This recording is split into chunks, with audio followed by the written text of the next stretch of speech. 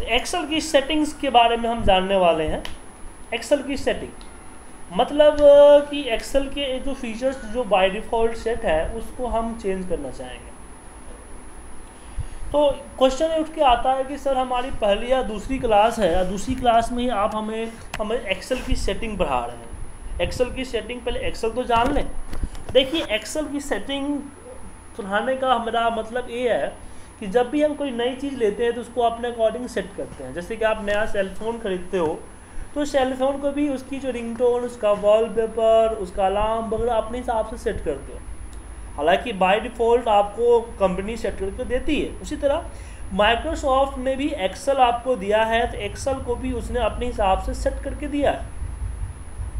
और मुझे जो है इसकी सेटिंग अपने अकॉर्डिंग चेंज करनी है ताकि हमें काम करते समय हमें दिक्कत ना हो। तो वही सेटिंग आज हम आपके साथ सीखने वाले हैं।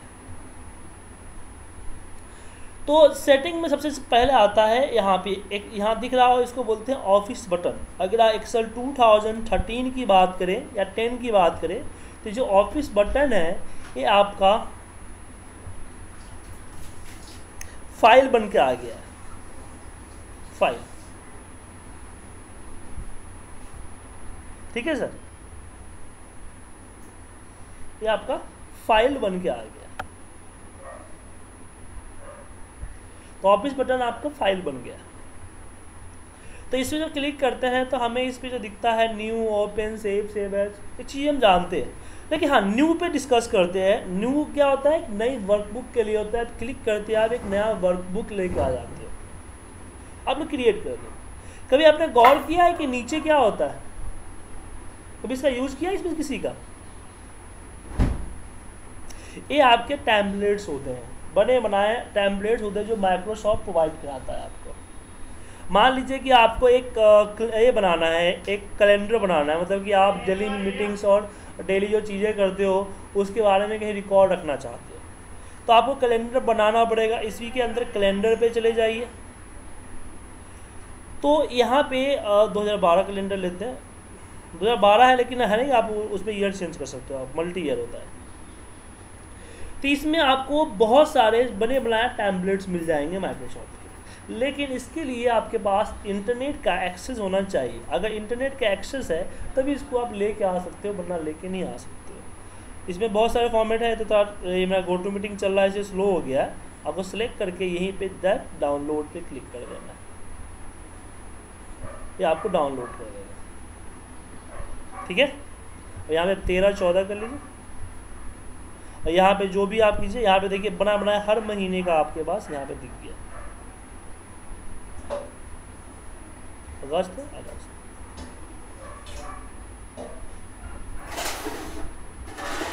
ठीक है सर, मैं सेव कर देता हूँ।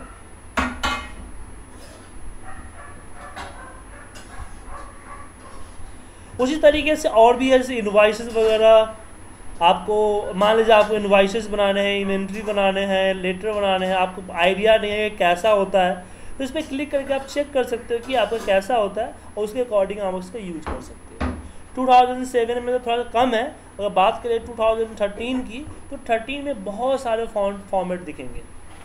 जैसे आप न्यू पे क्लिक करोगे, बहुत सारे फॉर्मेट मिलेंगे आपको, और नए फॉर्मेट, स्टाइलिश, ये सारे फॉर्मेट आपको दिख रहे हैं। एक वोकेशनल प्लानर है, क्रिएट,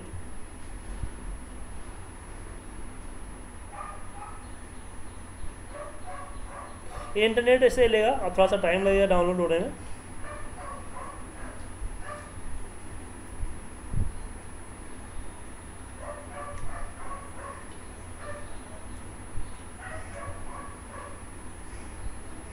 इसी को करते हैं।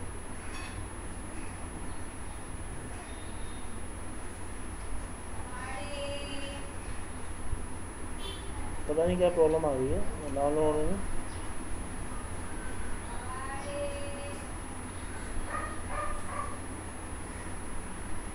प्रॉब्लम आ गई है, वो मेरी बेसिक वेबसाइट है ना, इसलिए ऐसी प्रॉब्लम आती है।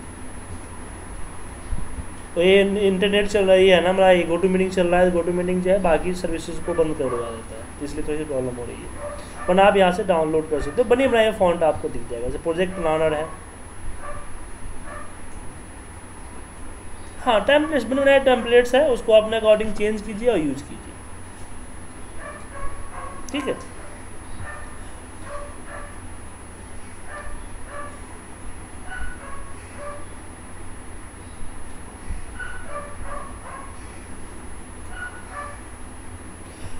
तो इस तरह से यूज़ करते हैं। बाकी तो ओपन सेव सेवेज वगैरह तो नॉर्मल चीज़ आप जानती हो। सीधे हम एक्सेल ऑप्शन के अंदर में आते हैं। अब एक्सेल ऑप्शंस के अंदर एक्सेल की सेटिंग है, तो इसमें आपको हर एक चीज़ नहीं सिखाऊंगा मैं, इसलिए नहीं सिखाऊंगा क्योंकि अगर आपने सेटिंग छेड़ दी तो फिर दिक्कत हो जाएगी आपको, इसलिए अब आपको जो चीज़ इंपॉर्टेंट है वही आपको सिखाता हूँ। सबसे पहले आपका आता है enable live preview. Enable live preview क्या करता है, इस चीज़ को देखिए। जैसे कि मेरे पास यहाँ पे ये है, मतलब कि जब भी हम कोई फॉर्मेट अप्लाई करते हैं कलर वगैरह, उसका लाइव प्रीव्यू मुझे यहाँ पे दिखता है। कर्सर लेके जाते हैं तो दिखाता है कि भाई अप्लाई होने के बाद कैसा दिखेगा। बेसिकली 2003 में ये चीज़ें नहीं थी, नई चीज़ आई है 2007 ऑनवर्ड, और इसको एक्टिव और डीएक्टिव भी किया जा सकता है यहाँ से, अनेबल लाइव प्रीव्यू से।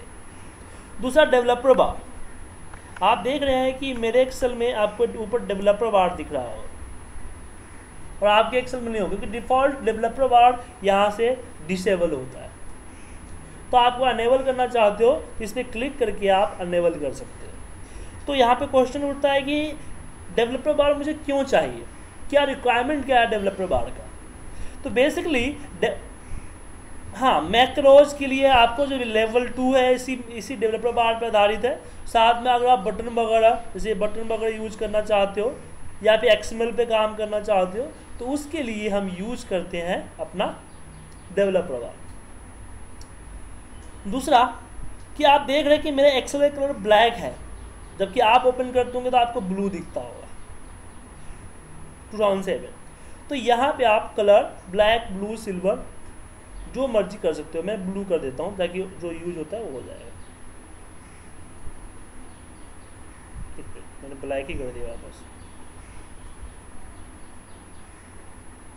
ब्लू एंड ऑन, ब्लू हो गया।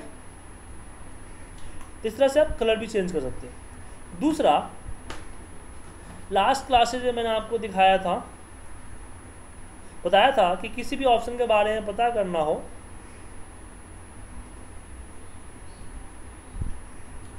तो आप उस पर कर्सर रख के कर सकते हो।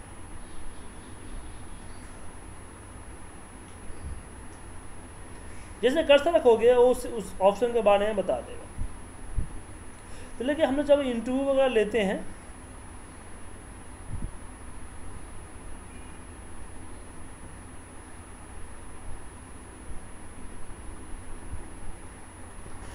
तो इसमें इस चीज़ फैसिलिटी को यहाँ से हम रिमूव कर देते हैं।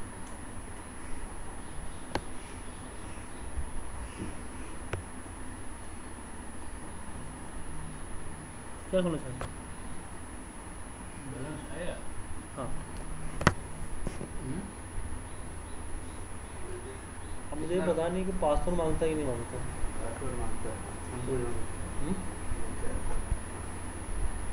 पासवर्ड तो याद नहीं होंगे, पासवर्ड पता नहीं मुझे, पता आया है कि नहीं आया चेक करना पड़ेगा, आया होगा तो होगा।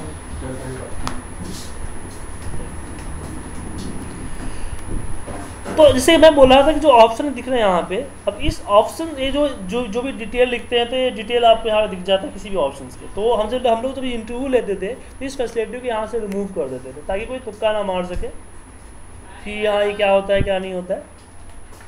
तो इस फैसिलिटी को अगर मुझे हटाना है तो यहाँ पे एक्सेल ऑप्शन, यहाँ डोंट शो स्क्रीन टिप्स, या आपका स्क्रीनशॉट टिप्स नहीं दिखेगा। एक और नई चीज़ है, अच्छी चीज़ है जो आपको बताना चाहता हूँ मैं, कि जैसे मैंने जनवरी लिखा और जनवरी लिख के नीचे ड्रैग कर दिया, इसको सिलेक्ट किया और नीचे की तरफ ड्रैग कर दिया, तो यहाँ पे जैन, फेब, मार्च आ गया। उसी तरीके से मैं यहाँ पे संडे लिखता हूँ और संडे को सिलेक्ट करके नीचे ड्रैग कर देता हूँ, तो संडे मंडे ट्यूसडे आ जाता है आपका। उसी तरीके से क्या मैं किसी सिटी का नाम या किसी इसका नाम लिख के ड्रैग कर सकता हूँ?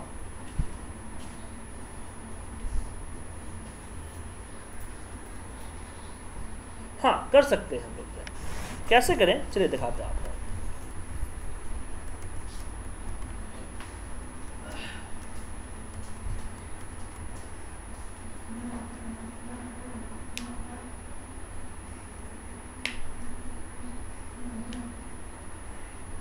उसके लिए हम यहाँ एक्सेल ऑप्शन में जाएंगे और इसकी यहाँ पे आएंगे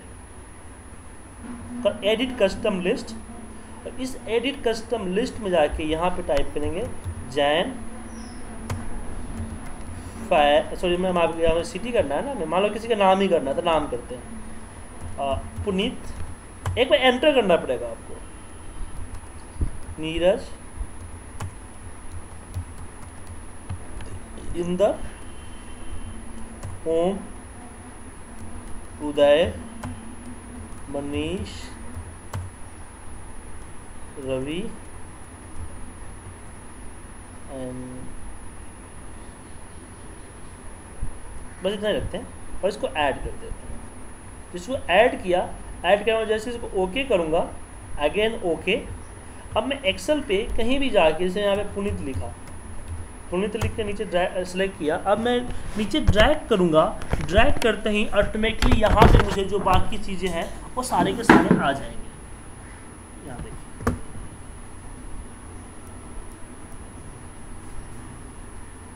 आ गए,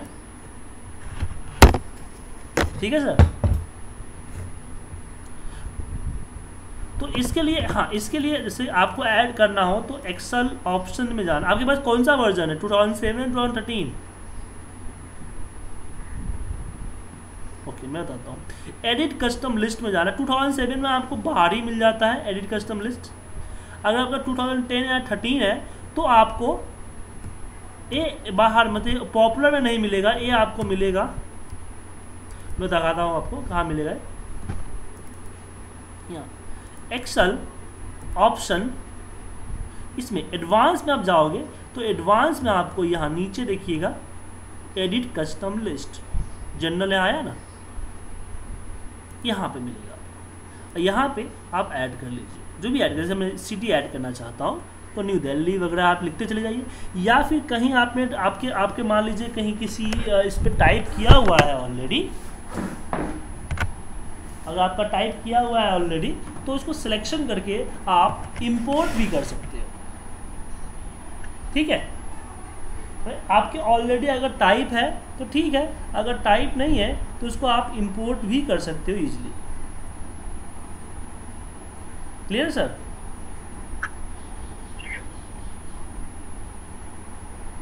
कोई डाउट सर?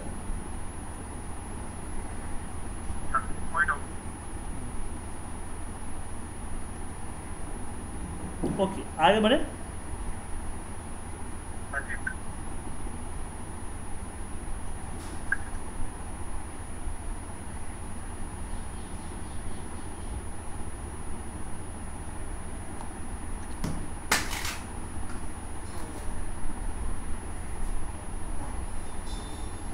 आगे अब हमारे पास जो नेक्स्ट आता है वो आता है कि जब भी हम नई शीट ये करते हैं, जब भी हम कंट्रोल एन करते हैं तो हमारे पास जो है बाय डिफ़ॉल्ट जो चीज़ें आती है, जैसे कंट्रोल एन किया तो बाय डिफ़ॉल्ट जो आपका फॉन्ट आता है वो क्लेवरी आता है। आपका जो फॉन्ट की साइज़ आती है वो आपके फॉन्ट की साइज़ 11 आता है, व्यू नॉर्मल आता है और नंबर ऑफ शीट आपको डिफ़ॉल्ट 1 आता है, ठीक है सर। तो जब भी हम चाहे कि भाई जब भी हमें फाइल ओपन करें तो इसको चेंज करना चाहते हैं, हम चाहते हैं फॉन्ट क्लेवरी की जगह मुझे यहाँ पे एरियल आए, साइज 11 की जगह पे 10 आए, मुझे छोटे करने पड़ जाते हैं, नॉर्मल व्यू सही रहेगा, और नंबर ऑफ शीट मुझे 3 आए। तो इसको मैंने सेलेक्ट करके एंड ओके कर दिया। तो जैसे मैं एक्सेल नया एक्सेल खोलूँगा तो आपको ये दिखेगा कि आपको नंबर ऑफ शीट आपको 3 आ गए और डिफ़ॉल्ट फॉन्ट वगैरह आपका जो है एरियल आएगा। इसको एक बार रीस्टार्ट करना पड़ता है एक्सेल को। और एक्सेल ऑप्शन में जो भी सेटिंग चेंज करते हैं आपको वहाँ पे आएगा। एक्सेल की जो मतलब कि पूरी एप्लीकेशन पे एप्लीकेबल होता है, किसी पर्टिकुलर फाइल में नहीं होता है। तो ये समझ आ गया कि जब भी नया फाइल हो तो आप तीन ऐसा चीज़ें चेंज कर सकते हो कि जब भी नई फाइल ओपन होने से पहले ये आपसे पूछेगा। ठीक है सर। अब इसमें बारी आती है आपका यूजर नेम। यूजर नेम बहुत अच्छा चीज़ है। देखिए, अगर आपका कोई फाइल है, पर्टिकुलर फाइल, जैसे यही फाइल है, अब इस फाइल को किसने बनाया है उस पर कर्सर ले जाते हैं, आपको पता चलता है सुजीत कुमार। लेकिन एक डायनेमिक 1 लिखा हुआ है, इसका मतलब इसमें क्या होना होगा, डायनेमिक 1 क्या होता है, इसके बारे में आपको आइडिया नहीं मिल रहा है। तो आप इसकी डिटेल को और अच्छी तरीके से फिल कर सकते हो। इस पर क्लिक करो, राइट क्लिक करो, प्रॉपर्टीज में जाओ और यहाँ डिटेल्स में जैसे टाइटल आपका हो गया डायनेमिक चार्ट एग्जाम्पल, और भी चीज़ें यहाँ पे लिख सकते हो। सब्जेक्ट में क्या लिखना है, टैग में देना है, आप कैटेगरी, कमेंट, जो मर्जी हो आप यहाँ पे लिख दो, उसके हिसाब से आपका डिटेल फिल हो जाएगा। और इसका बेनिफिट होगा कि आप मुझे इस फाइल के बारे में जानना है तो मुझे फाइल ओपन करने की ज़रूरत नहीं है। जैसे मैं इस पर कर्सर लेके जाऊँगा, मुझे देखिए आ गया डायनेमिक चार्ट एग्जाम्पल, तो मुझे इसके बारे में बिना ओपनिंग किए पता चल जाएगा। ऑथर सुजीत कुमार। तो बाय डिफ़ॉल्ट जो ऑथर आता है आपका, वो आपका आता है एक एक्सेल ऑप्शन में, यहाँ पे जो आपको दिख रहे हैं ऑथर, वो आपका सिस्टम का लॉगिन आईडी होता है। तो ऑफिसर में क्या आता है कि आपका लॉगिन आईडी आपका ये होता है, एम्प्लॉय कोड होता है या फिर कोई जो अलग चीज़ होता है आपकी लॉगिन आईडी। तो आप चाहते हैं कि नहीं आपकी लॉगिन आईडी अलग हो, एक्स्ट्रा हो, तो उस केस में हम क्या कर सकते हैं, यहाँ पे अपने हिसाब से जो लॉगिन आईडी देना चाहते हो वो आप यहाँ पे चूज कर सकते हो। ठीक है सर। हम फॉर्मूला की बात करें तो फॉर्मूला में कोई खास नहीं चेंज करने के लिए है। ये R1C1 रेफरेंस स्टाइल है, जो यहाँ पे ABCD है, ये 1 2 3 में कन्वर्ट हो जाता है। तो इसका यूज हम आगे ऑफसेट जब पढ़ाएंगे तो इसका बेनिफिट बताएंगे कि इसका क्या बेनिफिट है। तब तक चेंज कर लेता हूँ एक बार। प्रूफिंग की बात करते हैं तो प्रूफिंग में कुछ चीज़ें हैं जो आप सीख सकते हो। प्रूफिंग में सबसे पहले ऑटो करेक्ट है। ऑटो करेक्ट क्या करता है कि आप यहाँ पे डिक्लेयर कर सकते हैं, मान लीजिए कुछ ऐसा सेंटेंस, ऐसा कोई वर्ड आपको हमेशा लिखना पड़ता है, हमेशा टाइप करना पड़ता है। जैसे मुझे हमेशा डेली सेल्स रिपोर्ट टाइप करना पड़ता है, मैंने DS लिख दिया और यहाँ पे इसका लिख दिया कि भाई DS लिखते ही daily sales report, daily sales report, और इसको मैंने ऐड किया एंड ओके किया, देन ओके किया। और मैं जैसे यहाँ पे DS लिख के स्पेस मारूंगा तो डेली सेल्स रिपोर्ट आपको दिख जाएगा यहाँ। ठीक है सर।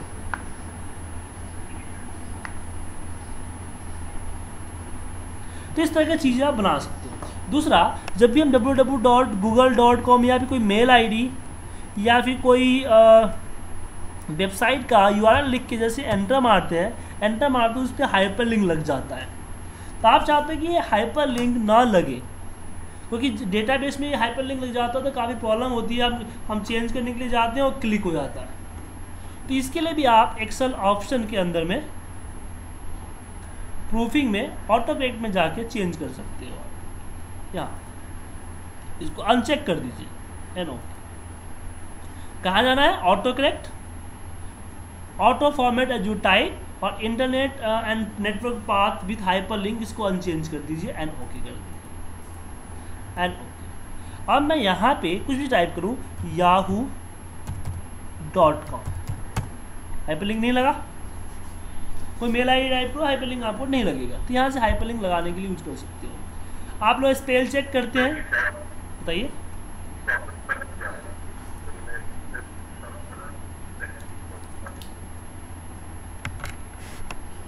एक मिनट, मैं आपको सुन नहीं पाया, आप दोबारा बोलेंगे सर।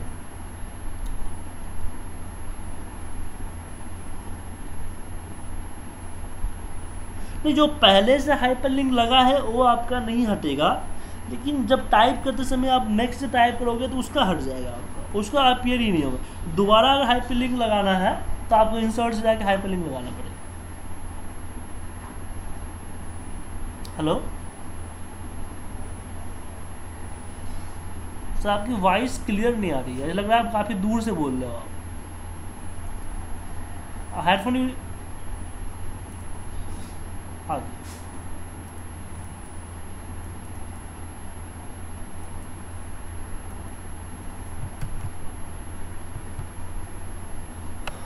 चलिए आगे बढ़ते हैं। हम इसमें हम लोग स्पेल चेक करते हैं। स्पेल चेक करते समय क्या होता है कि आप लोग समझते हो कि आपकी स्पेलिंग सही है, लेकिन स्पेल चेक में भी काफ़ी प्रॉब्लम होती है। अगर प्रूफिंग में जाके देखो तो ignore word in the upper case, मतलब जो आपका वैल्यू अपर केस में है उस पर आपका नहीं चलता है।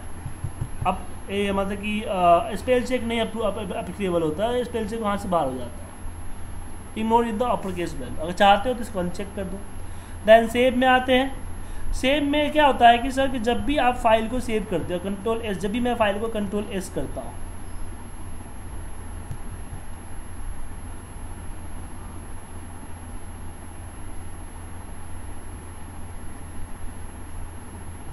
क्या हो गया, एक मिनट सर, लग रहा है ये हैंग हो गया काफ़ी, कल से हैंग हो रहा है।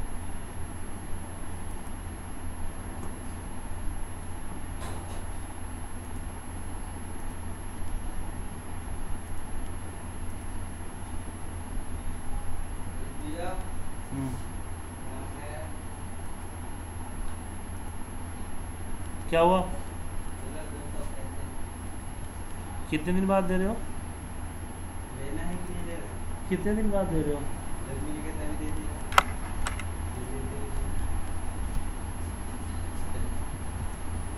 नहीं तो इस पर 12% सर्विस टैक्स लगेगा।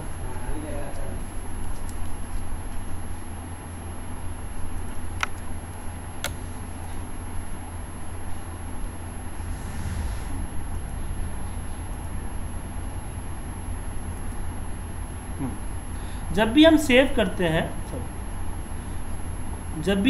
करते हैं, तो सेव करते समय बाय डिफ़ॉल्ट यहाँ पे आपको एक्सेल वर्कबुक आता है। इसका मतलब क्या है कि आपकी फाइल .xlsx मतलब कि 2007 की फॉर्मेट में सेव हो जाती है। इसमें दो प्रॉब्लम होती है, एक तो आप किसी को मेल करते हो, अगर उसके पास 2007 नहीं हुआ तो दिक्कत होगा, या फिर अगर इस फाइल के अंदर मैक्रो वगैरह आपने डाल रखा है तो आपका फाइल का जो मैक्रो है वो मैक्रो वर्क नहीं करेगा, मैक्रो आपका काम नहीं करेगा। तो आप चाहते हो कि मेरा फाइल में मैक्रो सेव हो, तो उसके लिए हमें मैक्रो अनेबल वर्कबुक सेलेक्ट करना पड़ता है। तो हर बार आपको मैक्रो अनेबल वर्कबुक सेलेक्ट करना पड़ रहा है। कभी कभी गलती से अगर छूट गया तो आपका सारा का सारा मैक्रो प्रोग्रामिंग जो है पूरे आपके डिसेबल हो जाएंगे। दूसरा कि बाय डिफ़ॉल्ट आपका यहाँ डॉक्यूमेंट पे जाता है, आप चाहते हो कि डॉक्यूमेंट में ना जाए बाय डिफ़ॉल्ट, ये आपको माई कंप्यूटर के अंदर डी ड्राइव, सी ड्राइव या कोई और ड्राइव दिखाए, तो उसके लिए आपको क्या करना पड़ेगा कि एक्सेल ऑप्शन के अंदर प्रूफिंग सेव के अंदर, एक तो आप डिफ़ॉल्ट आप चाहते हो कि जो एक्सेल वर्कबुक की जगह आपका मैक्रो अनेबल वर्कबुक है, तो यहाँ पे आप इसको सिलेक्ट कर लीजिए, रहा मैक्रो अनेबल। अब जब भी मैं सेव करूँगा तो मैक्रो अनेबल वर्कबुक आएगा। दूसरा डिफ़ॉल्ट फाइल सेव लोकेशन आपका माई डॉक्यूमेंट है, जहाँ पे आप चाहते हो वहाँ पे आप उसका पाथ यहाँ पे दे दो। मैं बोलता हूँ डी ड्राइव में जाना चाहिए, तो डी ड्राइव का पाथ में यहाँ पे दे दिया एंड ओके कर देता हूँ। अब मैं जैसे इसको सेव पे क्लिक करूँगा, एक मिनट क्या हो गया,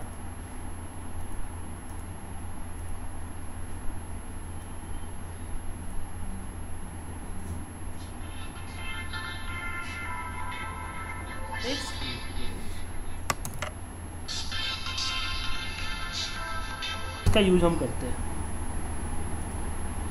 तो आपको बार बार चेंज करने की ज़रूरत नहीं है, और आपका फाइल डिफ़ॉल्ट डी ड्राइव में जाएगा तो आपको पता रहेगा कि आपका फाइल कहाँ सेव हो रहा है। तो एक लोकेशन में आप सेव कर सकते हो, बार बार टाइम जो है चेंज होने से आपको बच सकता है।